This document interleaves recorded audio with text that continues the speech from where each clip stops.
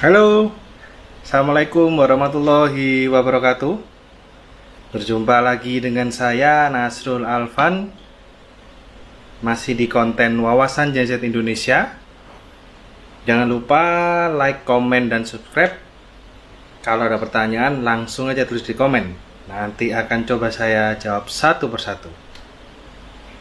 Hari ini kita akan membahas mengenai harga genset. Cuma nggak saya langsung bahas di satu video, nanti akan ada beberapa part. Tonton terus ya, jangan di skip. Masih di Wawasan Genset Indonesia.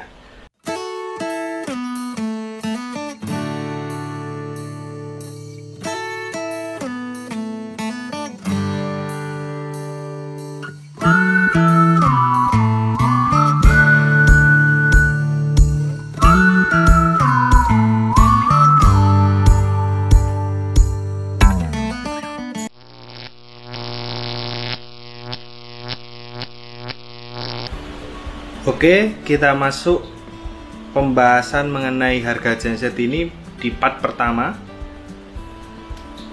yaitu alur penjualan genset di Indonesia pada umumnya. Jadi, yang tersebar di Indonesia ini alurnya seperti apa sih? Dan ini pasti berpengaruh dengan harga yang beredar di pasaran Indonesia. Sebelumnya saya minum dulu ya, karena panas sekali hari ini. Seger.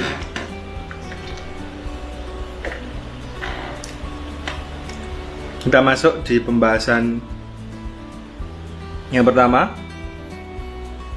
Di sini teman-teman bisa lihat alur genset dari awal komponen. Yaitu komponen utama genset adalah satu, engine atau mesin penggerak. Yang kedua adalah alternator atau generator atau dinamo. Kemudian yang ketiga, modul atau panel kontrol genset. Setelah itu, dari tiga komponen ini akan dijadikan satu, dirakit atau diassembling atau dijahit di pabrik perakitan genset. Nah, inilah yang akan menjadi merek genset pada nantinya. Jadi setelah dirakit, kemudian dimereki oleh perakit genset, barulah masuk ke lini-lini distribusi yang ada di Indonesia. Jika impor, otomatis masuk ke importer dulu, baru dijual ke dealer-dealernya. Atau bahkan importer ini juga menjual secara langsung. Kalau pabrik perakitannya di Indonesia, otomatis penjualan dari genset ini dia ada di Indonesia dari pabriknya sendiri, atau pabriknya ini juga punya dealer atau agen. Nanti kita bahas perbedaannya. Mungkin teman-teman lupa, dari merek engine apa aja sih yang ada di Indonesia? Yang saya tahu atau saya ingat itu ada merek Perkins, Cummins, Yanmar, Caterpillar, Dutch, MTU, MAN, MWM, Scania, Mitsubishi, Dosan, Lovol, Foton, Vaude, Isuzu. Yang saya bahas adalah mesin yang industrial ya. Jadi mesin ini bukan yang mesin otomotif. Industrial ini biasa digunakan untuk genset atau pompa atau kompresor. Kemudian alternator yang ada di Indonesia atau dinamo yang beredar, yang saya tahu ada Stamford, Marathon, Leroy Somer, Caterpillar, Tayo, Denyo, McAlte, Syncro, HTG, Sanford, ADK. Kalau teman-teman tahu merek lain, monggo di komen. Kemudian untuk modul atau panel kontrol genset itu ada merek PCC, EMCP, Power Wizard, Comap, Intellilight, EasyGain, Woodward, SmartGain, dan Dipsy. Sekali lagi, kalau ada teman-teman yang punya referensi lain, tulis aja di komen ya. Kita kan di sini berbagi wawasan. Baiklah, kita masuk ke skema yang pertama, alur penjualan genset di Indonesia. Skema pertama, full build up Eropa atau US atau Amerika. Engine diproduksi di Eropa atau Amerika. Alternator diproduksi di Eropa atau Amerika. Modul diproduksi di Eropa atau Amerika. Jadi kita ambil salah satu ya, misalkan Eropa, semuanya di Eropa. Straight. Komponen utama ada di Eropa. Kemudian di assembling pabriknya di Eropa. Contoh beberapa merek, misalkan ada FG Wilson atau Atlas Copco yang di Eropa ya. Kita tidak membahas untuk yang mungkin Atlas Copco juga punya pabrik di negara lain. MWM, dia produksi, di assembling di Eropa. Jadi ada beberapa yang full Eropa. Seperti Pramac juga punya engine yang Eropa, tapi dia kadang juga ambil dari merek lain yang di luar Eropa. Seperti Amerika, kalau di Amerika misalkan kita ambil dari Caterpillar, semuanya full dibuat di Amerika. Engine, alternator, dan modulnya. Dan pabrik perakitannya di Amerika. Kemudian dari pabrik perakitan masuklah ke Indonesia melalui importir. Kalau semuanya dari Eropa atau Amerika, biasanya di Indonesia ini berupa ATPM, agen tunggal pemegang merek untuk gensetnya.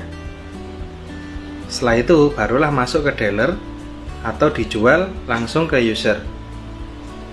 Seperti yang saya sebutkan tadi, seperti merek FG Wilson, Atlas Copco, terus Caterpillar, mungkin ada yang lain, itu dia ATPM untuk merek gensetnya. Tapi belum tentu dia ATPM untuk merek engine atau alternatornya atau modulnya. Yang pasti kalau modul otomatis dijual bebas selain di genset tersebut. Cuma untuk beberapa case merek modul ini eksklusif untuk merek genset tertentu. Ada plus minusnya sih. Nanti kita bahas di next ya, masalah modul ini. Karena merek modul ini juga banyak. Lanjut ke skema kedua. Skema kedua, assemblingnya di Cina atau India. Komponennya dari Eropa atau US atau Amerika. Engine, alternator, modul itu dari Eropa atau Amerika, tapi assemblingnya di Cina. Ini otomatis mengurangi cost untuk assembling. Pasti lebih murah daripada yang full build up yang tadi. Tapi karena komponennya masih original dari Eropa atau Amerika, kan harus didatangkan dulu masuk ke Cina. Otomatis biayanya kan ada biaya tambahan, yaitu pengiriman. Walaupun jika di total otomatis tetap masih lebih murah jika assembling di Cina. Karena kita tahu di Cina itu kelebihan utamanya adalah SDM. Banyak, cepat, dan bisa diteken untuk assembling. Jadi setelah masuk di pabrik, dia assemblingnya di Cina, masuk ke Indonesia, otomatis kan importir. Cuma importir ini ada yang jual langsung, ada yang lewat dealer atau toko. Yang pasti harganya bisa ditekan. Nanti kita bahas di part selanjutnya mengenai yang importir ini tadi. Ini yang skema kedua ya.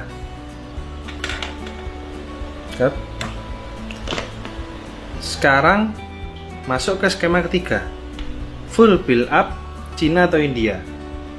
Jadi komponen ini semuanya ada di negara tersebut. Misalkan di Cina, semua ada di Cina. engine, alternator, modul, produksinya di Cina semua. Pabrik assemblingnya di Cina juga. Kalau seperti ini kan otomatis bisa menekan produksi yang lumayan. Harga otomatis bisa ditekan sangat banyak. Semua produksi ada di Cina. Masuk ke Indonesia sudah berupa barang jadi dan semua komponen dan sebagainya itu ada di Cina. Importir tinggal jual barang yang sudah jadi. Entah itu lewat dealer atau toko, entah itu dia jual sendiri. Dan yang terakhir, skema keempat. Ini skema keempat adalah assemblingnya itu di Indonesia. Jadi pabriknya ada di Indonesia. Sedangkan komponen ini biasanya sesuai dengan yang ATPM masukkan. Jadi ATPM masing-masing, engine-nya ada lewat ATPM, alternatornya lewat ATPM, modulnya lewat ATPM, atau kadang ada beberapa yang impor komponen dari Cina langsung, kemudian raketnya di Indonesia. Yang saya tahu sih selama ini yang ada sudah masuk itu lewat ATPM. Jadi assembling di Indonesia ini ambil keagenan atau dealer masing-masing dari engine, alternator atau modul, itu dirakit di pabrik di Indonesia. Jadi secara alur untuk klaim garansi atau klaim purna jual itu bisa ngeklaim ke masing-masing ATPM yang ada di Indonesia. Jadi tidak perlu berurusan dengan pabrik asalnya. Misalkan pabriknya ada di Cina, pabriknya ada di Eropa, pabriknya di Amerika. Tapi assembling ini tidak perlu berhubungan langsung dengan mereka. Cukup berhubungan dengan ATPM, agen tunggal pemegang merek masing-masing komponen yang ada di Indonesia. Biasanya kalau sudah pabrik di Indonesia, ini jual sendiri atau ada dealer atau keagenan.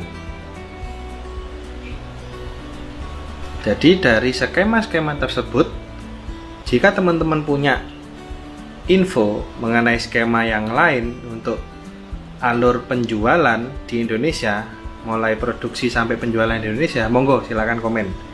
Mungkin kita bisa bahas bareng. Kalau ada pertanyaan, jangan lupa klik like, terus komen, subscribe dong. Masa nonton kok nggak subscribe rek? Ayo dong, kancani minum boba ya.